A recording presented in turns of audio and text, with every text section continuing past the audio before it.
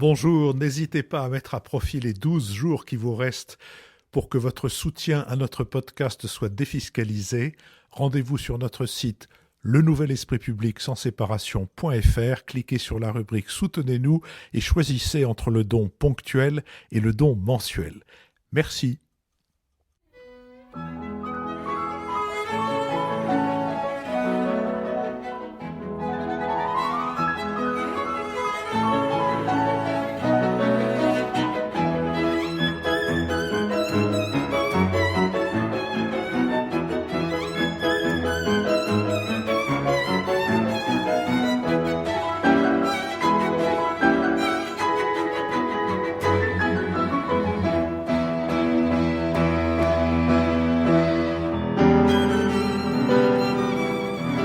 Le Nouvel Esprit Public, Philippe Meyer, bonjour.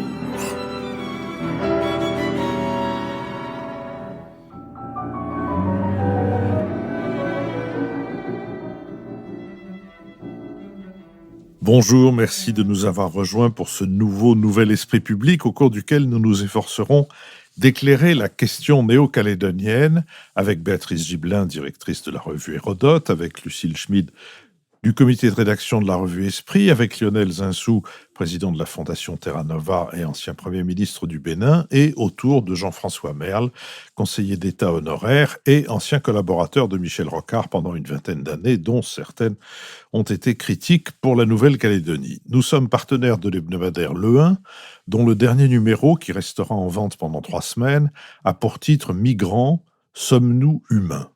Il est ainsi chapeauté. Pour ce dernier numéro de l'année, le 1 a choisi le corrosif plutôt que le festif, une plongée dans les drames de l'immigration, le non-accueil, la criminalisation de la solidarité, les refoulements de migrants au risque de leur vie, l'hécatombe maritime sans cesse recommencée et consentie.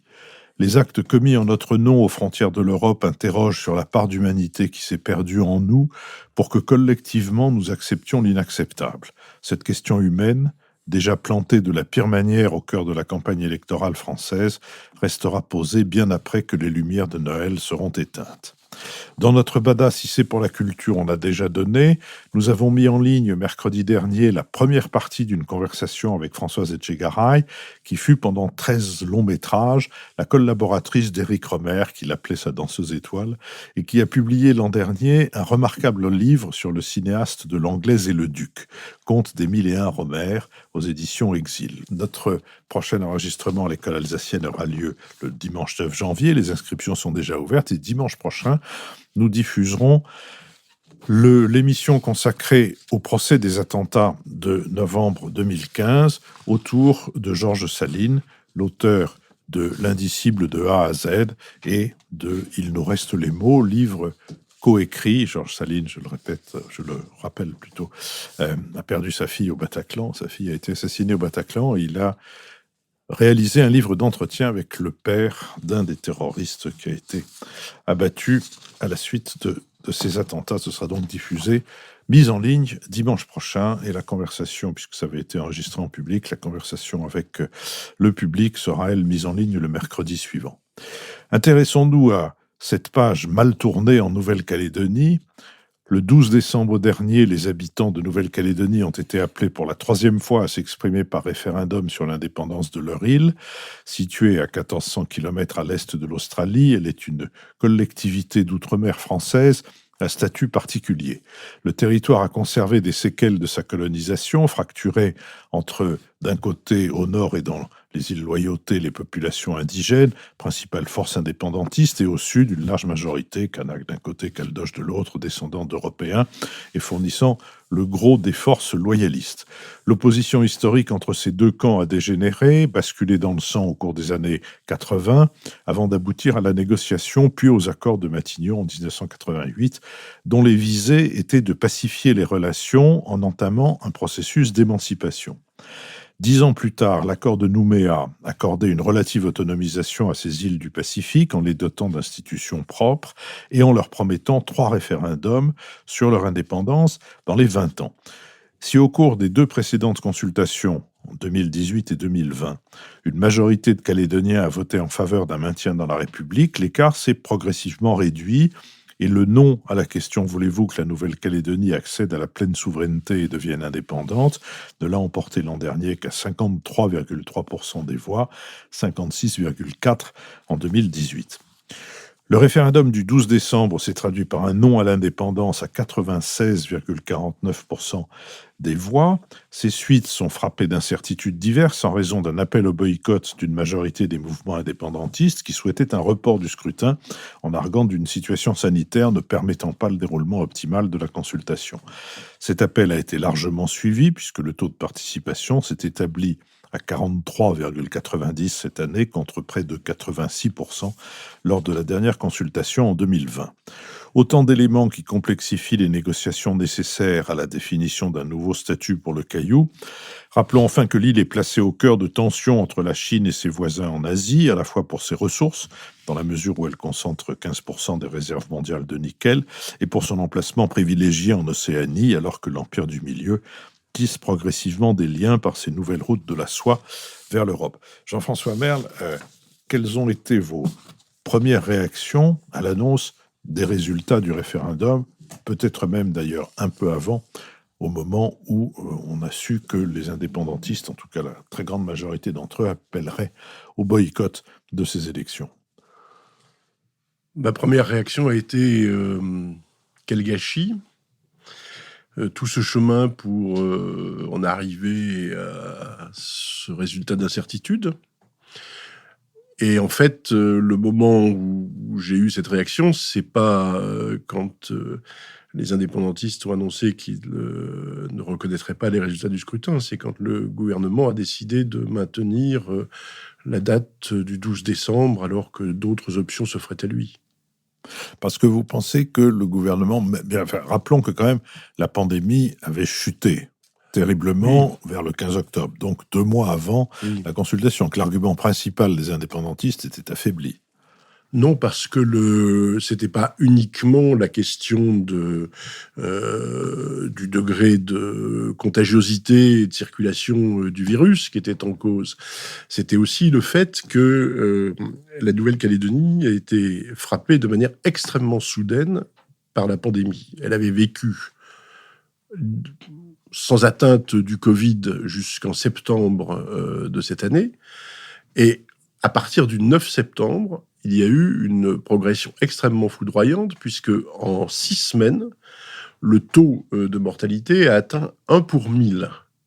1 pour 1000, 280 décès sur 280 000 habitants. Pour atteindre ce taux de mortalité dans l'Hexagone, il a fallu attendre 12 mois. Alors vous savez, c'est un peu comme l'effet de sidération que ça produit sur une collectivité. C'est comme quand vous avez un crash d'avion qui fait 200 victimes d'un coup, ça apparaît beaucoup plus dramatique que les 800 morts ou les 1200 morts annuels égrenés sur les bords des routes. Donc il y a eu ce phénomène de sidération, d'autant que les victimes, les morts, étaient principalement, pas exclusivement bien entendu, mais principalement dans les communautés océaniennes, kanak et wallisiennes, parce qu'il y a des phénomènes de diabète, de comorbidité qui sont probablement plus importants qu'ailleurs.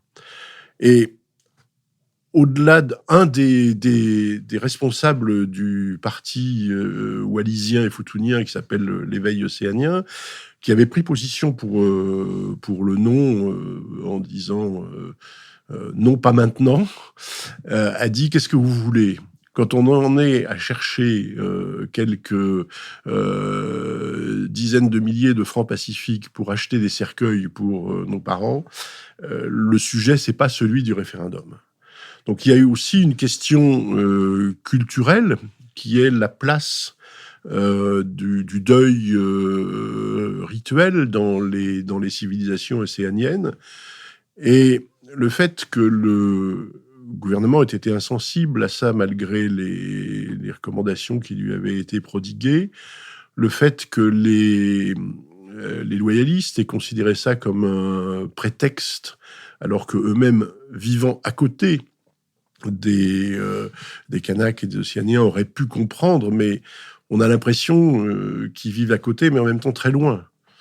Et donc, si vous voulez, c'est tout cela, les arguments qui ont fait que au mois de septembre, les indépendantistes ont dit non, on va pas pouvoir faire campagne dans ces conditions.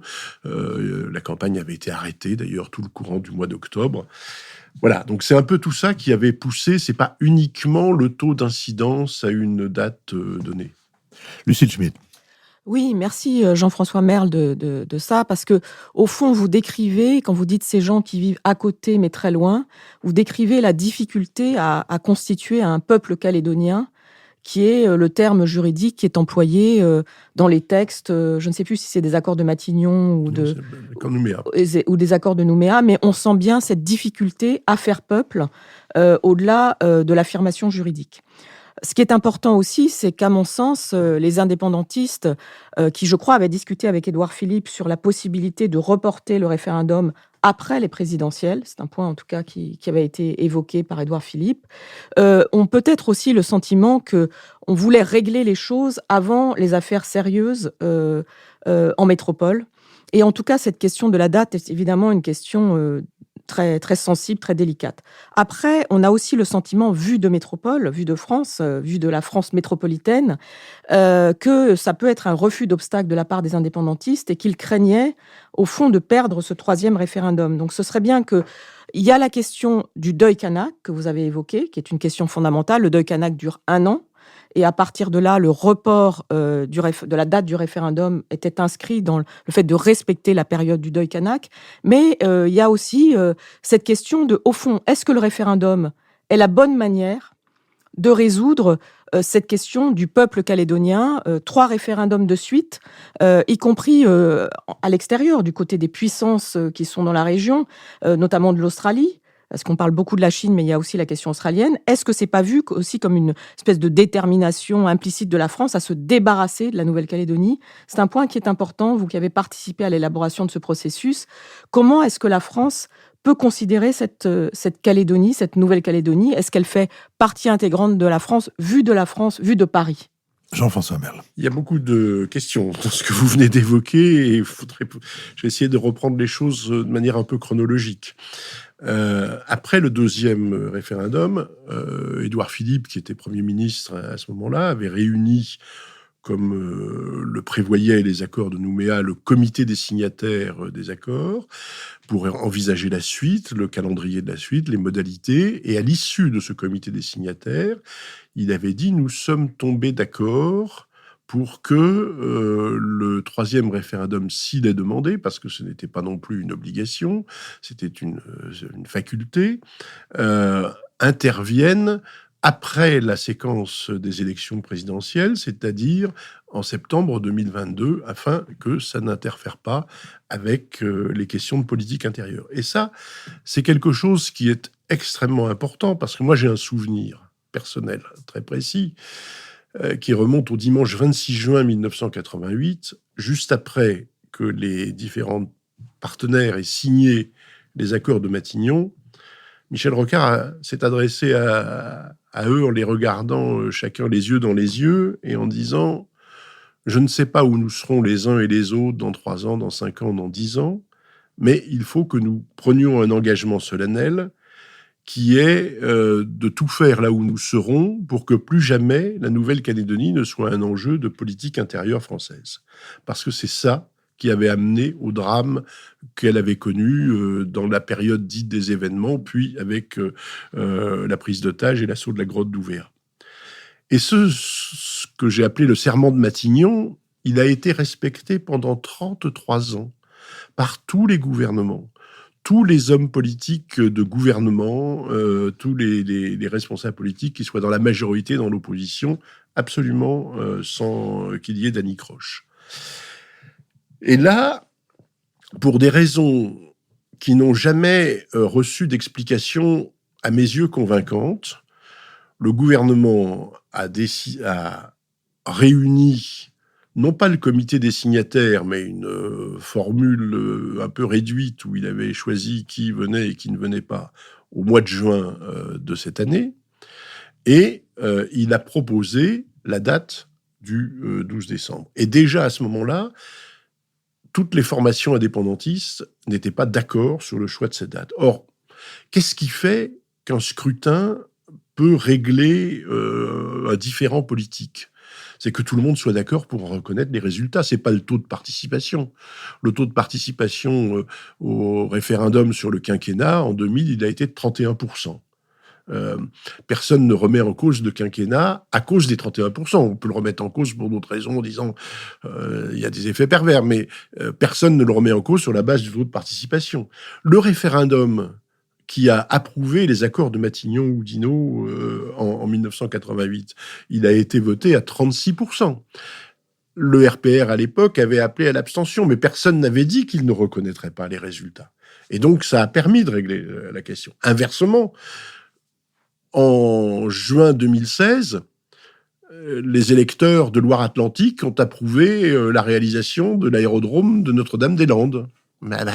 Oui, mais comme une partie très significative du corps électoral avait dit qu'il n'était pas d'accord avec ce référendum et qu'il ne reconnaîtrait pas les résultats, quel que soit le résultat légal de ce référendum, l'aéroport de Notre-Dame-des-Landes n'est pas construit. Donc voilà, c'est ça la problématique. Alors, vous avez raison de dire que c'est pas forcément un référendum avec une réponse par oui ou par non qui peut créer les conditions dans lesquelles se forme un peuple, on fait société et où se traduit finalement dans les faits ce destin commun auquel appelait l'accord de Nouméa. Mais lorsque l'accord de Nouméa a été signé il y a un peu plus de 20 ans, on ne savait pas à ce moment-là comment les choses allaient tourner et on pouvait s'imaginer qu'il se produise la même chose que ce qui s'était produit après les accords de Matignon.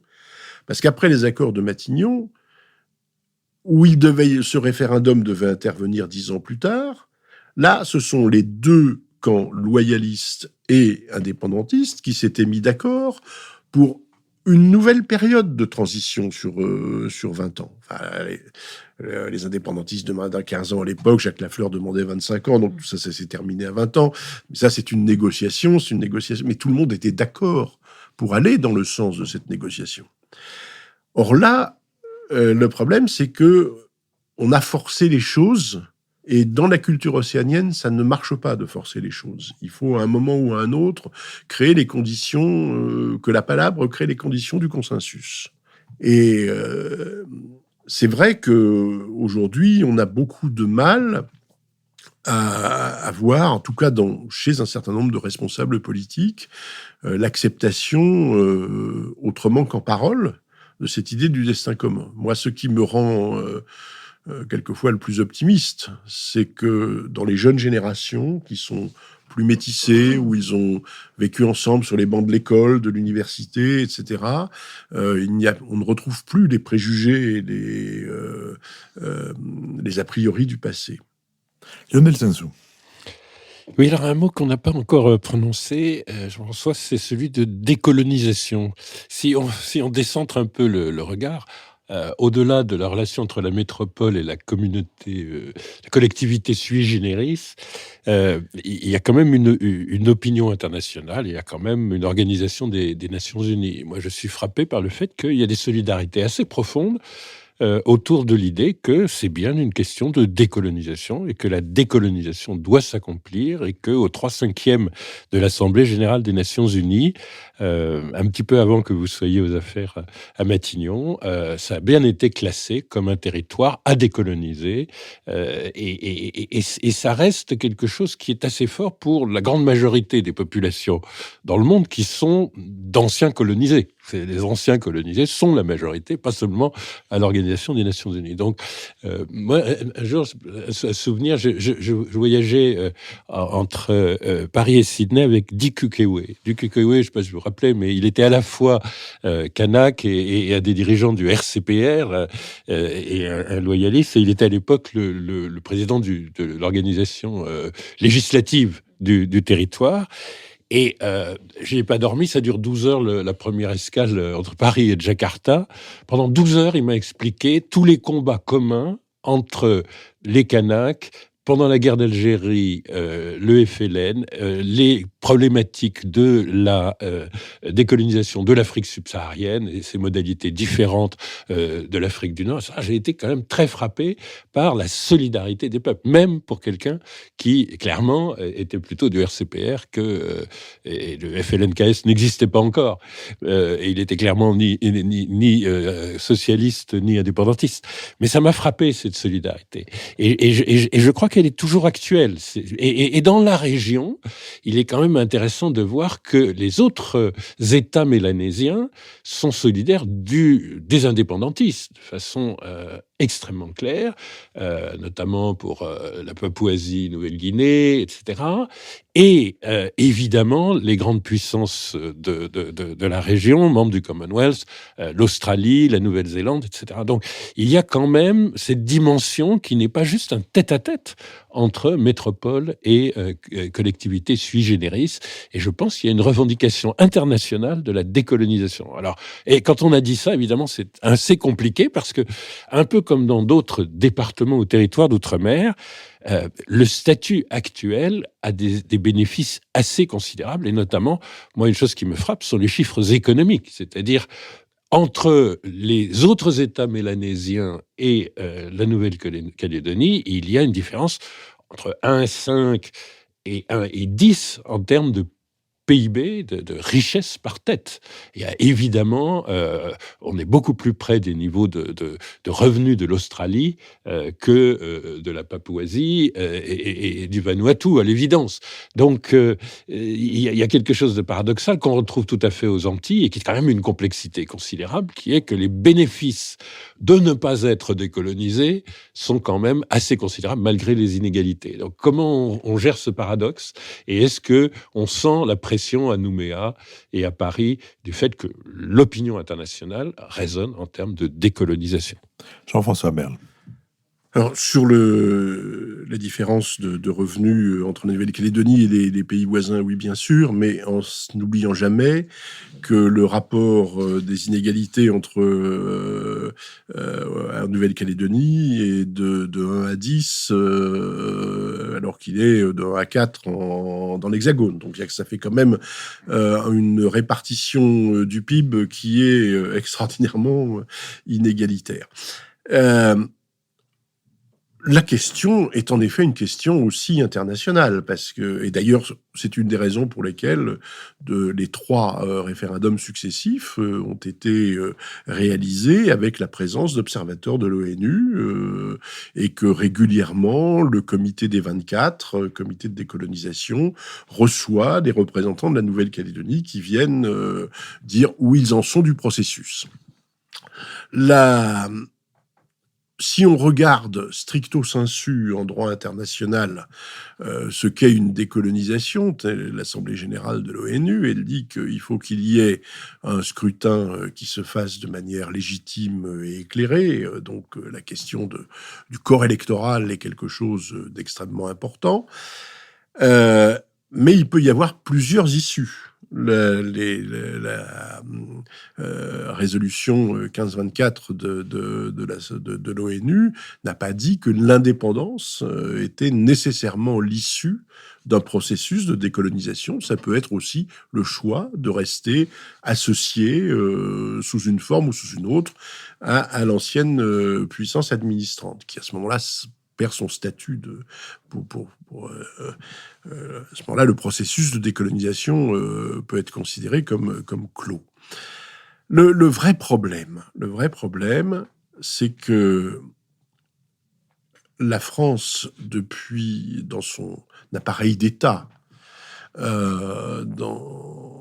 n'a pas été en mesure, n'a pas été capable, depuis une dizaine ou une quinzaine d'années, d'envisager les relations avec la Nouvelle-Calédonie autrement que sous la forme ancestrale de « je possède » ou « je ne possède pas ». C'est-à-dire que le développement de ce qu'on appelle le soft power ou les relations de confiance qui peuvent se nouer entre pays est quelque chose que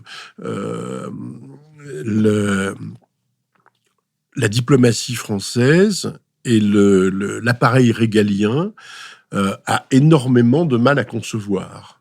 Moi, quand j'entends le président de la République dire la France serait moins belle sans la Nouvelle-Calédonie, j'entends Jules Ferry parler de la plus grande France, d'une certaine manière.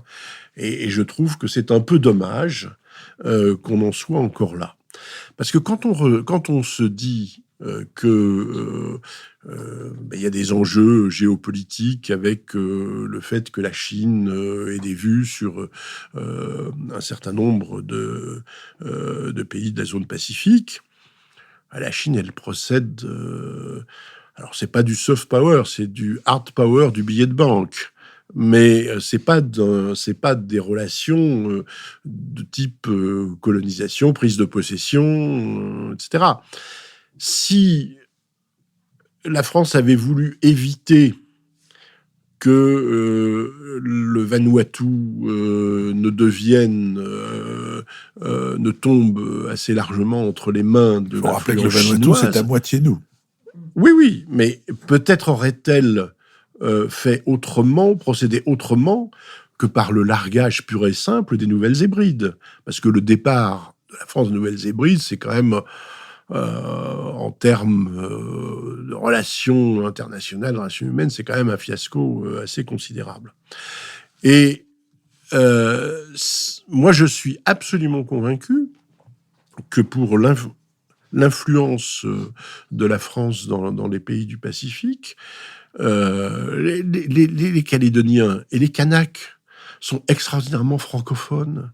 Ils ont la très grande majorité d'entre eux, ils ont des liens affectifs avec la France. Personne ne veut rompre les liens de l'histoire. Simplement, ils veulent reconquérir à un moment une dignité que la prise de possession leur a enlevée.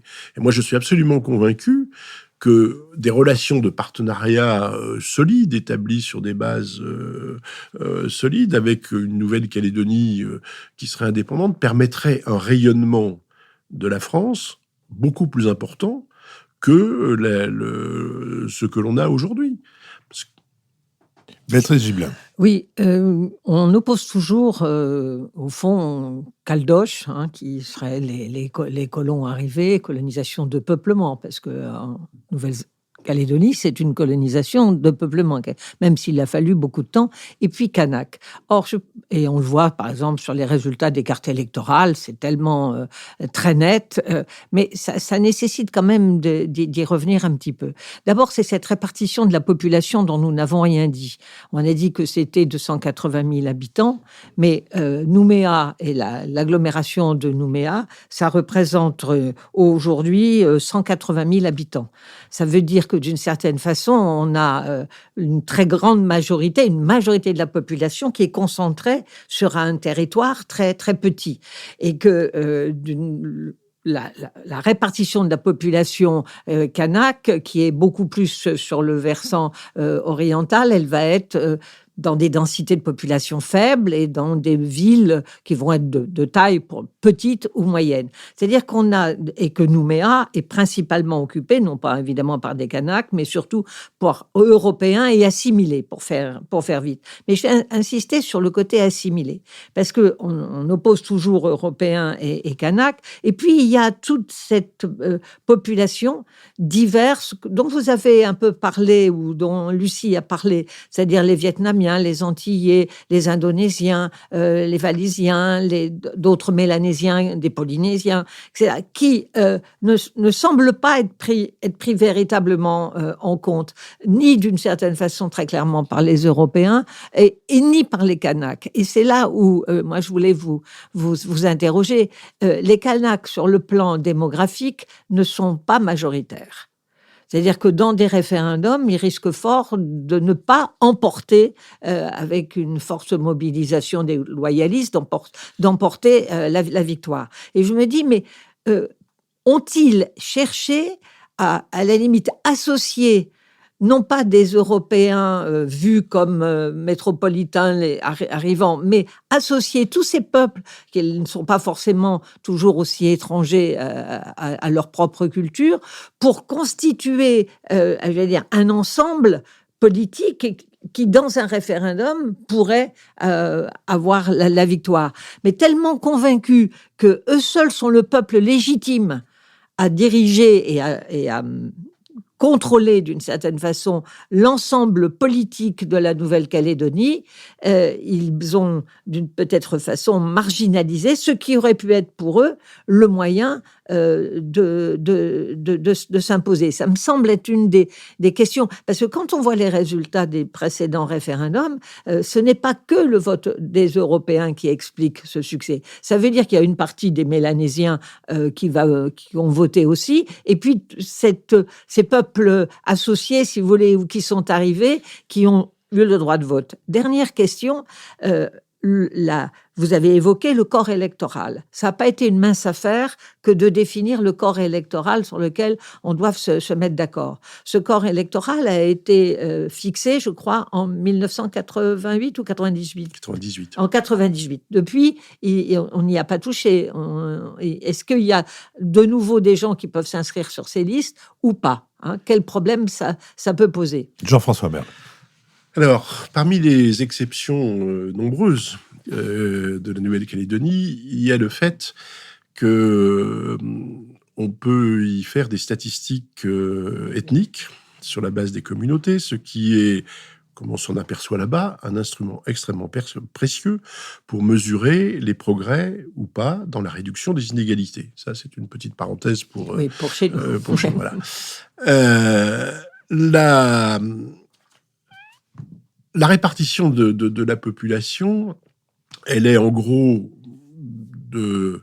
entre 40 et 45% de Kanaks ou qui se reconnaissent comme tels, puisque c'est sur une base déclarative. 35 à 36% d'Européens ou qui se déclarent comme tels. Et puis, à côté de ça, vous avez une population wallisienne et futunienne extrêmement importante, parce qu'aujourd'hui, il y a plus de Wallisiens et de Futuniens en Nouvelle-Calédonie qu'à Wallis et Futuna. Ce qui est un problème, évidemment, extrêmement important par rapport au statut de nationalité qui pourrait résulter d'une éventuelle indépendance. Et puis alors, il y a effectivement des communautés indonésiennes, javanaises, polynésiennes, mais qui sont relativement marginales, quantitativement parlant. Et il y a de plus en plus des gens qui, dans ces recensements, se définissent comme calédoniens, ne veulent pas notamment tous ceux qui sont métis, ne veulent pas se rattacher, ils se définissent comme... Et on a vu, au cours des derniers recensements, la catégorie calédonien progresser de manière extrêmement importante. L'enjeu de tout cela... Quand vous dites les Kanaks n'ont pas su attirer à eux les autres communautés, c'est quand même passé par pertes et profits le fait que en 1983, c'est-à-dire avant que se ne déclenche le cycle de violence qu'on a appelé les événements, il y avait eu une rencontre organisée à Nainville-les-Roches par le ministre de l'Outre-mer de l'époque, qui s'appelait Georges Lemoine, et au cours de laquelle un projet avait été négocié entre les indépendantistes de l'époque. Il faut se rappeler qu'à ce moment-là, Jean-Marie Tjibaou était vice-président du gouvernement de la Nouvelle-Calédonie, et le président de fait était le haut-commissaire, mais il était vice-président du gouvernement, et il y avait le RPCR, donc, de Jacques Lafleur.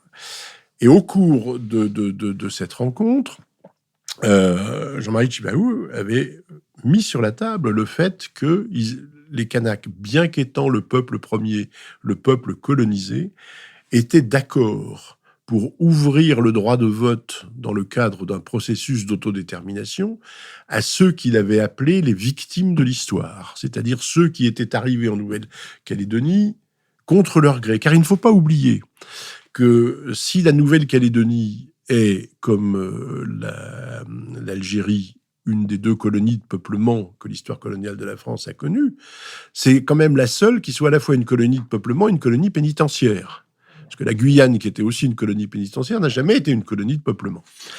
Et le fait d'avoir cette double caractéristique a profondément marqué les populations européennes qui ont très longtemps refoulé leur lien d'appartenance à la France, etc. Parce que ceux qui étaient venus dans le cadre de la colonisation pénale étaient regardés un peu de travers, et puis les autres étaient arrivés à un moment où le gouverneur de l'époque, le gouverneur Fayet, avait dit « on va fermer le robinet d'eau sale ». Et donc, les victimes de l'histoire, c'était un peu tous ces gens-là qui avaient pris racine dans le pays. Enfin, en gros, d'une certaine manière, c'était ceux qui n'avaient pas d'ailleurs, ceux qui n'avaient pas d'autre endroit où aller. Et ça, c'était quand même, dans l'histoire des colonisations, un geste absolument inédit que de dire on va partager le droit à l'autodétermination que nous reconnaît la Charte des Nations Unies avec d'autres. Bon. Jacques Lafleur n'a pas saisi cette main-là. Il a fallu les drames et les tragédies qui s'en sont suivis pour qu'il retrouve une stature d'homme d'État et accepte de signer les accords. Et en 1988, au moment des accords de Matignon, les Kanaks, les indépendantistes, sont allés encore plus loin, puisqu'ils ont accepté à ce moment-là que tous ceux qui étaient présents en 1988 auraient la capacité de voter 10 ans plus tard. C'est là où on s'est retrouvé en 1998. Il a fallu faire, au moment des accords de Nouméa, il a fallu faire un peu le transfert de tout ça. Et une définition donc du corps électoral a été prévue pour les référendums qui devaient avoir lieu au bout du processus de 20 ans. Mais cette définition, pour que ça ait du sens, il fallait que le corps électoral ne bouge pas, que les nouveaux arrivants ne viennent pas bouleverser les équilibres qui étaient là. D'où le fait que, par une réforme constitutionnelle de 2003, il a été gelé. Il a été gelé, et il y a eu beaucoup de recours devant la Cour européenne des droits de l'homme, devant le comité des droits des personnes des Nations Unies, mais tous ces recours ont conclu que la situation particulière et le processus de décolonisation engagé étaient légitimes. Je terminerai d'une remarque. Les Wallisiens et les Futuniens, qui représentent une communauté relativement importante de l'ordre de 15-17% de la population, ils ont été longtemps considérés par le RPCR comme une masse de manœuvre électorale. Et il y a 4 ans de cela maintenant, un certain nombre d'entre eux ont décidé de s'émanciper de cette tutelle indirecte, et ils ont dit « nous serons les capitaines de notre propre destin ». Et ils ont créé un parti communautaire qui s'appelle l'Éveil océanien. Et ce parti a dit, nous, on fera des alliances en fonction des intérêts propres de notre communauté. On discutera avec les uns et les autres. Et si aujourd'hui, le président du Congrès, Ranko Amitan, est du FLNKS, et le président du gouvernement, Lumia Pou, est également du FLNKS, c'est parce que les élus de l'Éveil océanien ont voté pour eux. À la province sud, qui est dirigée par la majorité ex-RPCR, qui s'appelle l'Avenir en Confiance, il font partie de cette majorité-là. Donc, ils ont fait des stratégies d'alliance à géométrie variable, mais ces alliances ont bien été accueillies par le FNKS comme étant une majorité océanienne. Et je crois que c'est quelque chose qui va un peu dans le sens de ce que vous disiez à l'instant. Lucille Schmitt. Oui, moi je voulais rebondir sur ce que vient de soulever Béatrice Gibelin et sur la question des mémoires et de l'histoire. C'est-à-dire que on voit bien, et c'est pas un enjeu spécifique à la Nouvelle-Calédonie, rappelons que la question aborigène en Australie, la question des relations avec les Maoris pour les Néo-Zélandais, donc les Kanaks en Nouvelle-Calédonie, trois peuples premiers. Et d'ailleurs, 3 manières différentes de traiter les choses. Par exemple, entre les aborigènes et les Maoris, lorsque vous allez au musée de Wellington, vous voyez le texte, la constitution qui a été signée entre les Maoris et puis ceux qui sont arrivés, je veux dire ceux qui ont créé l'État néo-zélandais. Et c'est tout à fait différent. Il y a quelque chose de l'ordre du partage et de la reconnaissance qu'il n'y a évidemment jamais eu en Australie. Donc la question qui est posée à la France, évidemment, c'est comment, par rapport à faire peuple calédonien, on traite cette question du peuple premier, qui a évidemment une place à part. Et là-dessus, lorsqu'on écoute Alban Bensa, grand anthropologue de la Nouvelle-Calédonie qui est mort récemment, il dit des choses très fortes. Il dit par exemple qu'on ne sait pas combien il y avait de Kanaks lorsque les Français sont arrivés en Nouvelle-Calédonie. On ne sait pas combien, non pas qu'on les ait exterminés, mais quelque part, avec cette question de la pandémie, il y a quelque chose de très intéressant. Les virus, on voit bien, dans ces îles océaniques, la peur du virus est extrême, et on a vu d'ailleurs comment la Nouvelle-Zélande s'est mise en confinement parce qu'il y avait un cas de la pandémie. La peur des virus, elle est quelque part liée à l'histoire aussi, c'est-à-dire à ce qui s'est passé, au nombre de morts. Et puis ensuite, sur la question de la propriété que vous évoquiez, il y a la façon dont les Kanaks ont été dépossédés de leur propriété et devaient ensuite travailler pour payer l'impôt foncier par rapport à leurs terres.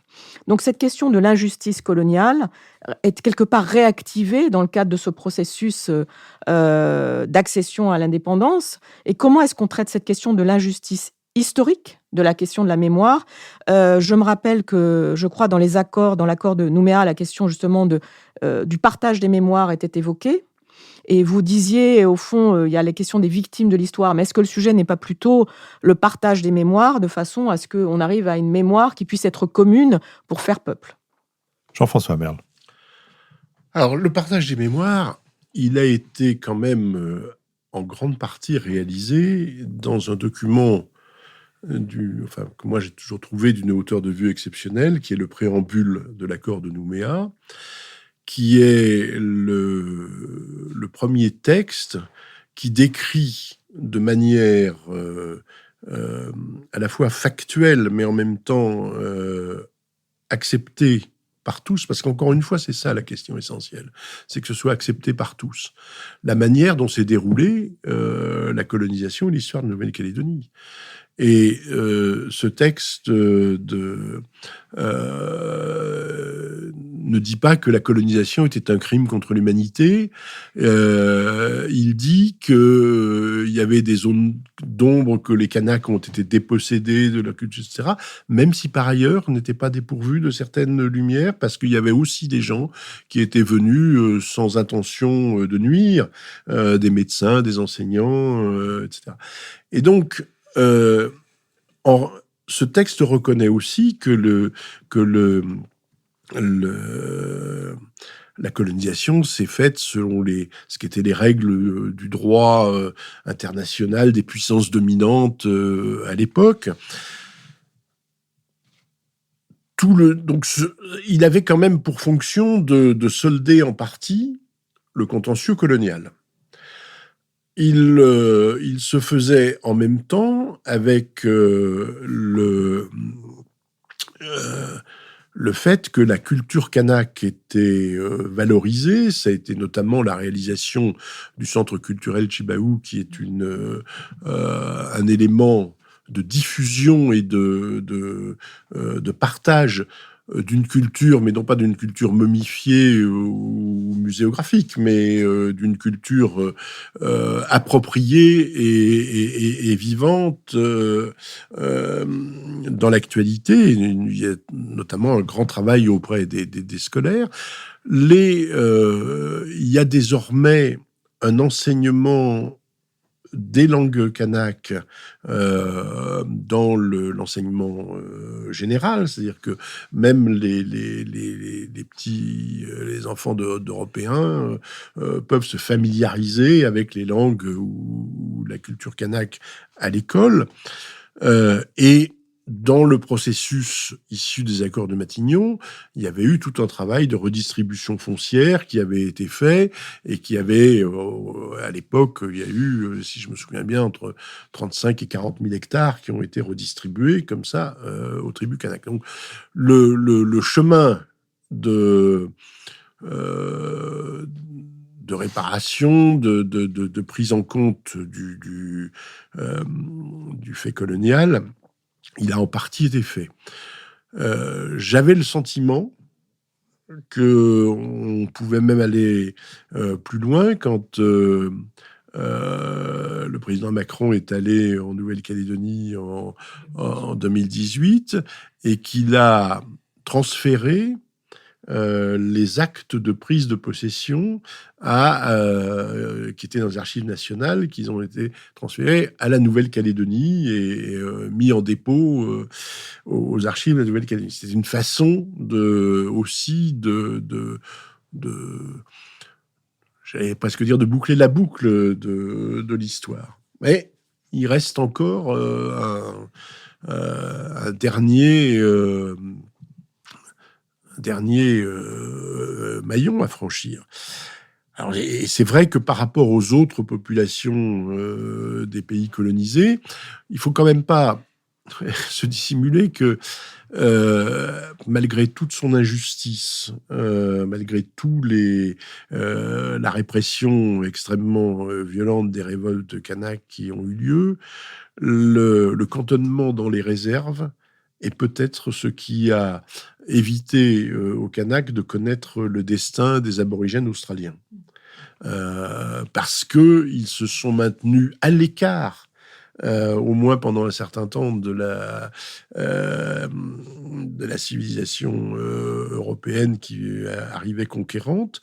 Et du même coup, ils ont maintenu un certain nombre de cultures, d'éléments d'appropriation culturelle. Et ça a été d'ailleurs tout le cheminement de Jean-Marie Tjibaou que de remettre cette culture au premier plan de la vie collective en Nouvelle-Calédonie.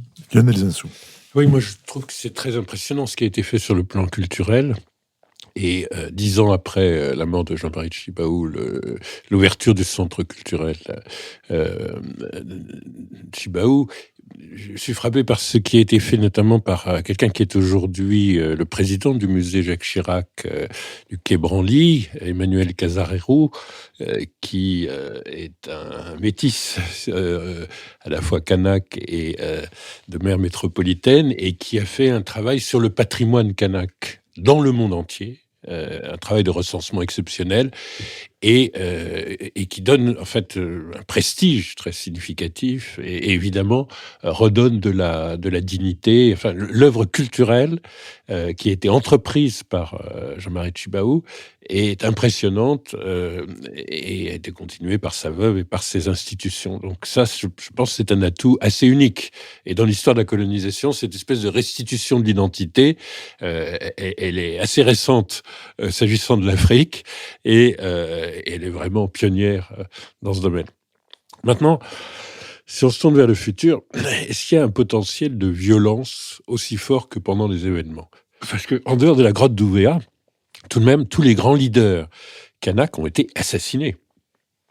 Il y a ceux qui ont été abattus comme Machoro par le GIGN, mais il y a ceux qui ont été abattus par d'autres indépendantistes, comme Jean-Marie Tjibaou. Donc, est-ce qu'il y a des leaders demain pour conduire au niveau de stature d'un Jean-Marie Tjibaou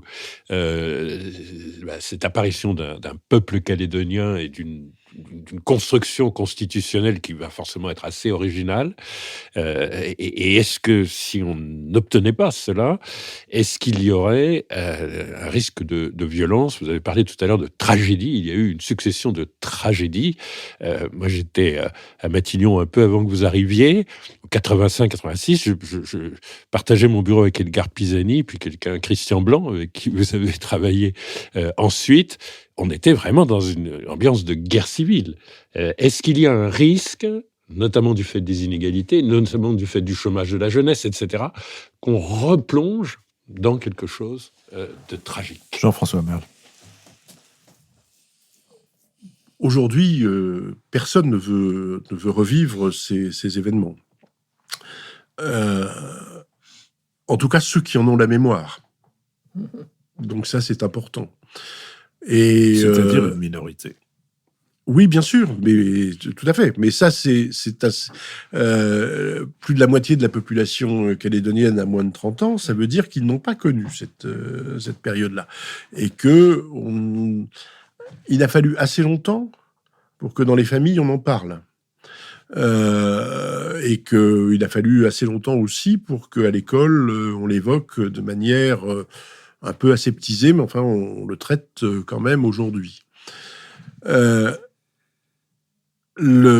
qui est intéressant quand même, c'est que le préambule de l'accord de Nouméa, dont je parlais, il est aujourd'hui affiché dans toutes les écoles de la Nouvelle-Calédonie, ce qui fait qu'il peut aussi y avoir un travail pédagogique pour se l'approprier. C'est quand même plus intéressant. Moi, j'ai le souvenir en 88, lors de ma première visite en Nouvelle-Calédonie, et encore dans une école maternelle, une école primaire, au mur, nos ancêtres les Gaulois. Hein, c'était en 88, quand même. Donc tout ça, il y a un travail sur la mémoire, et il est important parce que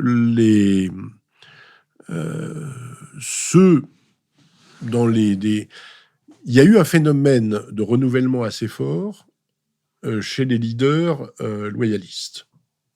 Beaucoup, entre 40 et 50 ans, ils étaient adolescents ou même plus jeunes au moment des événements, alors que du côté des indépendantistes, il y a une grande stabilité. Ceux qui sont aux responsabilités étaient déjà signataires de ces accords.